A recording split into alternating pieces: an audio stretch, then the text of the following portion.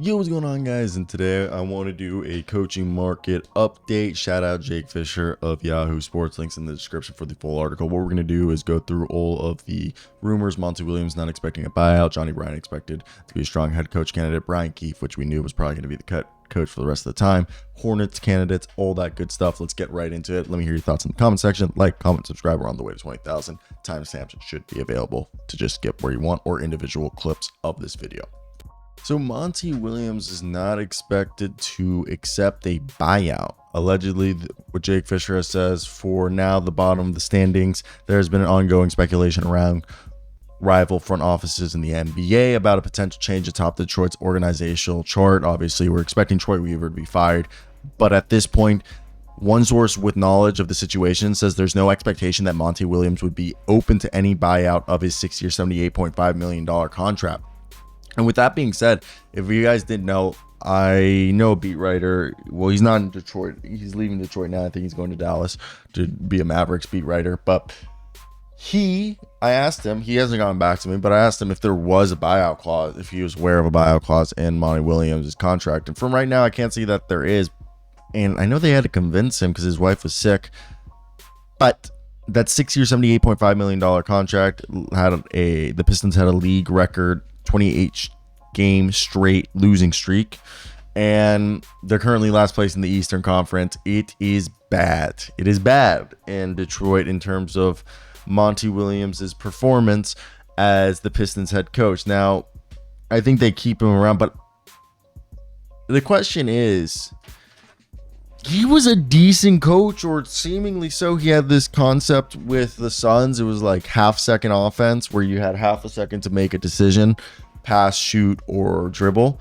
And that didn't carry over here. I know the other team. So was the team just players driven? And he wasn't bad in New Orleans. I think if we get a new front office in here, I feel like we can give him a better assessment.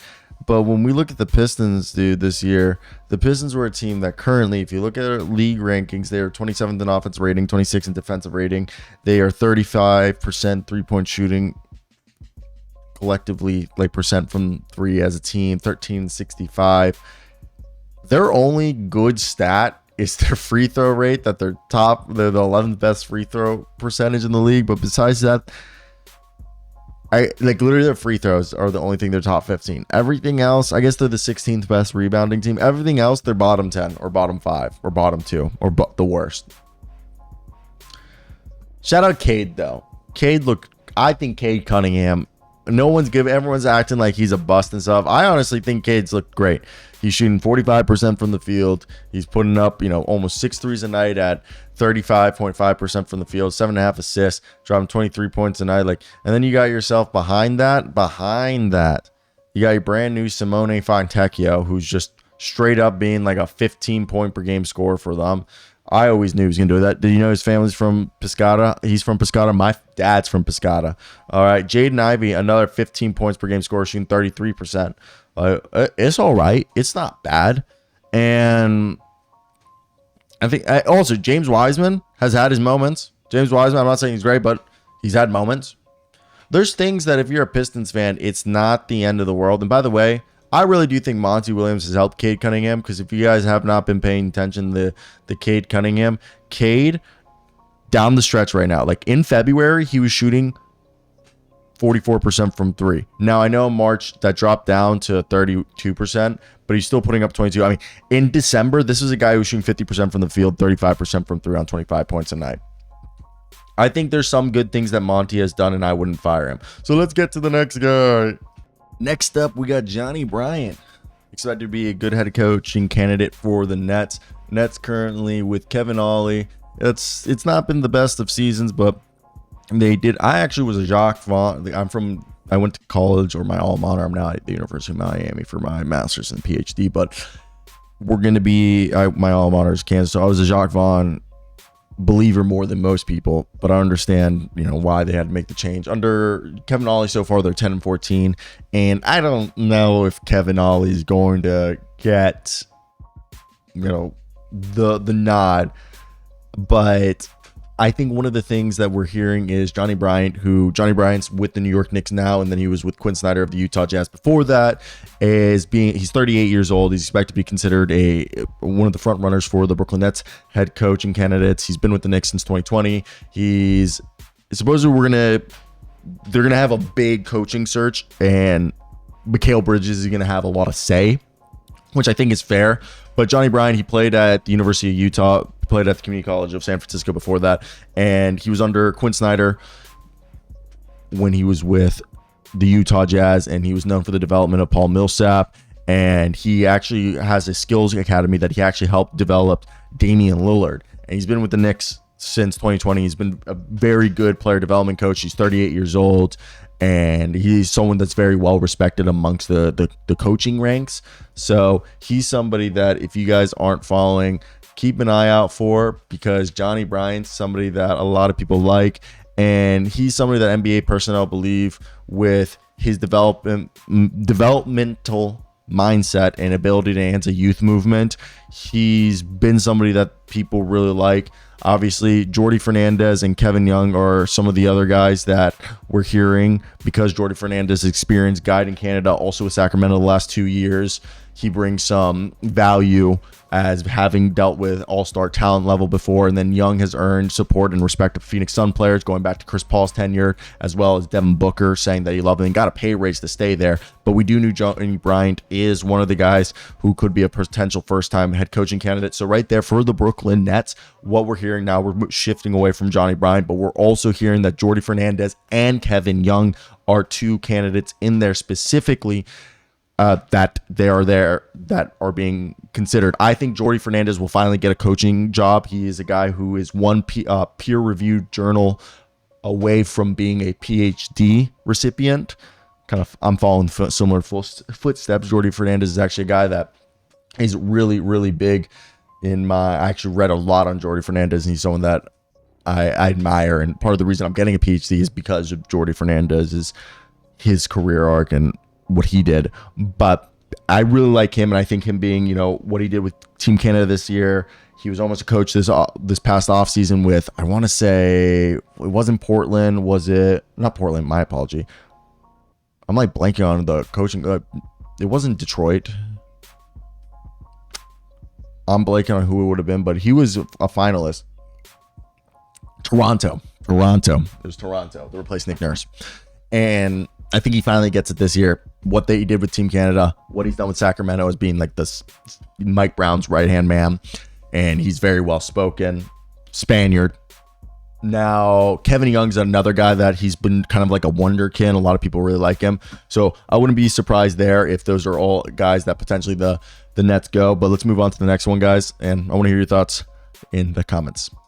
Yo, what's going on, guys? And we got to talk about the Hornets right here. Chris Quinn and Lamar Skeeter are two guys that we're hearing that are people who are gaining traction for the Charlotte Hornets. Charlotte Hornets, as you guys know, are two guys that I personally like. I mean, I think the Charlotte Hornets are a team that they need just development. They need a good coaching, infrastructure to be brought in there. And our man, we know the Hornets a few days ago, we did that. David Altman, Charles Lee, Jordi Fernandez, and Kevin Young are being interviewed. I still do believe Charles Lee, because Rick Schnall and Gabe Plotkin, and then Peterson, the new president. The whole organization is basically former Hawks people, specifically from the Mike Budenholzer era, and Charles Lee was an assistant. So again, guys, until we get some actual concrete news, I'm going to pump that drum or beat that drum that I really do believe it's going to be Charles Lee going here. But we're hearing that Chris Quinn and Lamar Skeeter's been with the Utah Jazz player development coach under Quinn Snyder.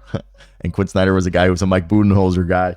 And he's went from player development to being one of the lead assistants, while Chris Quinn, former NBA player for the Miami Heat, played for the New Jersey Nets, San Antonio Spurs, and Cleveland Cavaliers. Was with Northwestern at first, then he's been with the Heat for several years now. Really good player development guy. Specifically, what we're hearing with the Hornets is they're expected to consider Lamar Skeeter and Chris Quinn. Now, when I see that with the Hornets, I think the Hornets, obviously, them moving on from Steve Clifford was just them understanding that they needed I think he was done with it. and also giving him a front office role. I think they just look at it ever since that Kenny Atkinson moved on from the franchise, or dipped, where I personally knew Steve Clifford had a 2-year deal with the third year being a team option. I personally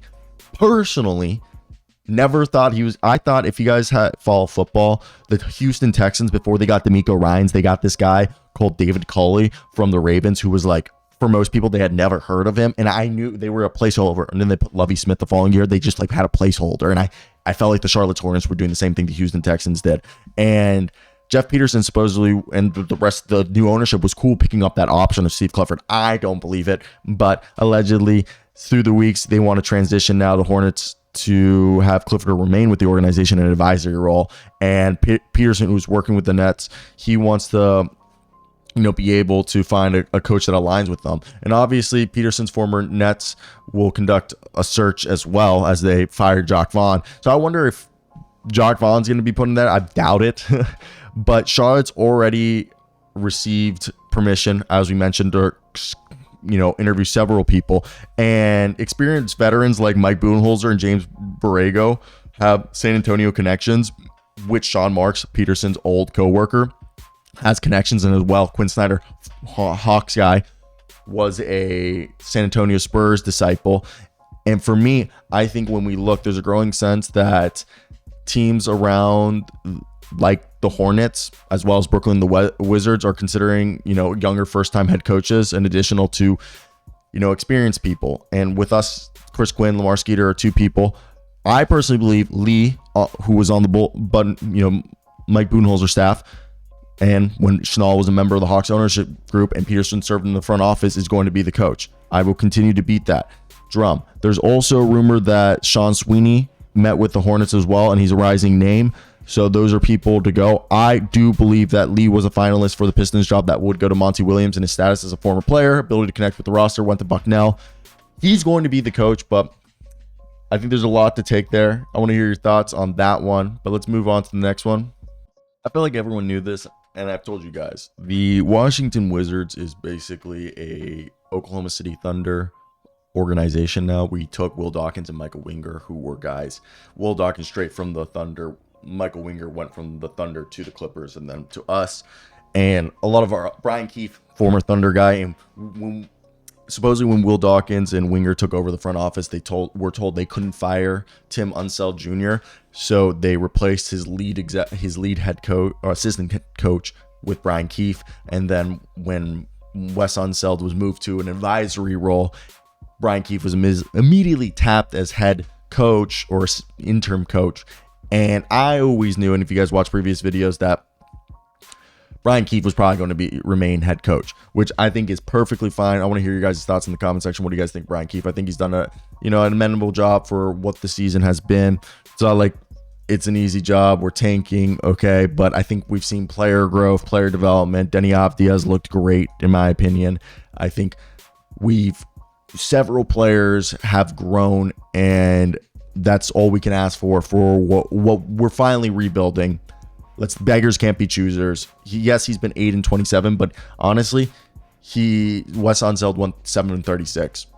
So one might say Brian Keefe has been better. Okay, but let's continue. Brian Keefe, the expectation we're hearing from Jake Fisher, link in the description. While the Washington Wizards will conduct a search for a new head coach this offseason, interim head coach Brian Keefe has been considered to be a strong candidate to be hired on a permanent basis. Jake Fisher reports. Keefe was elevated to interim head coach after the Wizards moved on from Wes Unseld into an advisory role. Keefe was a longtime assistant coach for Scott Brooks, and then he went to the Knicks, Lakers, Nets, Wizards starting in 2015, and he bounced around the league. He's a guy that people really like. And for me, when you look at a team like the Wizards, I think the Wizards are a team in the last 35 games he's been the coach. So it's been an interesting mix. And from what we're hearing is the Wizards are a team that they are focusing. First off, they're going to be, besides considering younger first-time head coaches, they are also going to consider a few, veteran coaches, but they are prioritizing finding the right developmental minded coach that enhance their youth movement.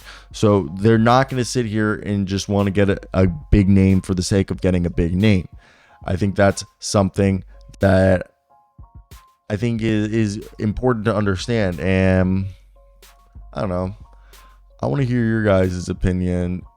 What do you guys think? This is a team that the Wizards, their defensive rating over the last 35 games is 118. And if you look on the season, they are a defensive rating of 121 almost. So they're actually been better defensively compared to their whole season stretch under Mr. Brian Keefe. So he's done an commendable job. And then offensively, the last 35 games, they've been 108.9. In comparison, their offensive rating for the season is 111.7. So technically, maybe a little bit worse, but there's also been trading of players and all that. But I think it's a better situation than a lot of people would initially think. And yeah, I think there's a lot of room for growth. And I want to hear your guys' expectations with the upcoming season.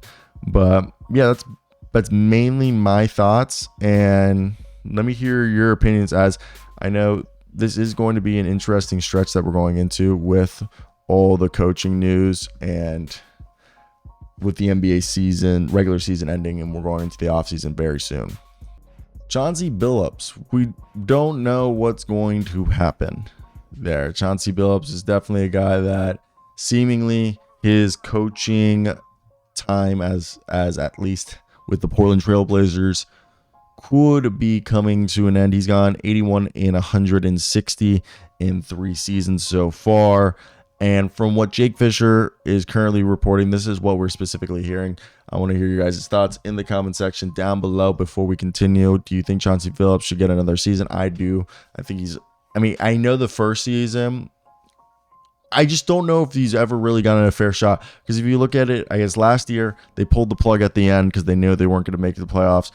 And they were 33 and 49 now. And the year before they were 27 and 55 and they were hurt. And this year they're 21 and 56.